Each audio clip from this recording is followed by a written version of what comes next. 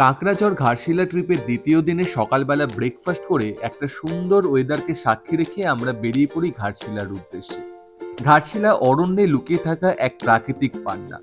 এখানে পাহাড় মাথা তুলে দাঁড়িয়ে আছে শতাব্দীর সাক্ষী হয়ে, যেখানে ঝর্ণার কলতান যেন এক প্রাচীন সঙ্গী, আর বনভূমির নিস্তব্ধতা যেন মনে করিয়ে দেয় এখানে মানুষ নয়, প্রকৃতি এখানে আসল রাজা।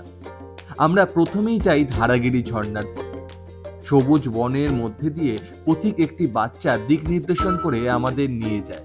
মনে হচ্ছিল এ যেন ভ্রমণ নয়, প্রকৃতির কোলে অরণ্যের যাত্রা। ধারাগিরি ফলসের সৌন্দর্য সত্যি অবর্ণনীয়। ঝর্ণার শব্দ আর চারিদিকে সবুজ অরণ্য, সব মিলিয়ে যেন সময় এখানেই থমকে গিয়েছিল। তারপর আমাদের গন্তব্য বুরুডি লেক।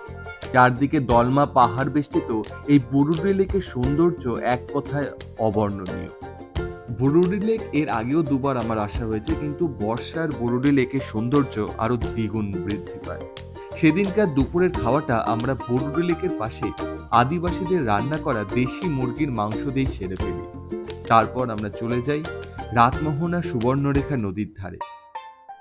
আমরা যে সময়টায় গিয়েছিলাম সেই সময় ওখানকার স্থানীয় মৎস্যজীবীরা নদীর স্রোতে বয়ে আসা মাছ ধরতে ব্যস্ত ছিলেন।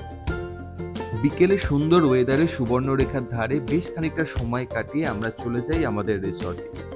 ৭৫ বিঘা জমি দিয়ে তৈরি আমাদের এই রিসর্টটার নাম মুক্তধারা। খুব সুন্দরভাবে সাজানো এই রিসর্টটি রাতের অন্ধকারেও যেন এক উজ্জ্বলতম নক্ষত্রের মতন দাঁড়িয়েছিল। এই রিসর্টের খাওয়া দাওয়া থেকে শুরু করে স্টাফেদের ব্যবহার সত্যিই খুবই ভালো।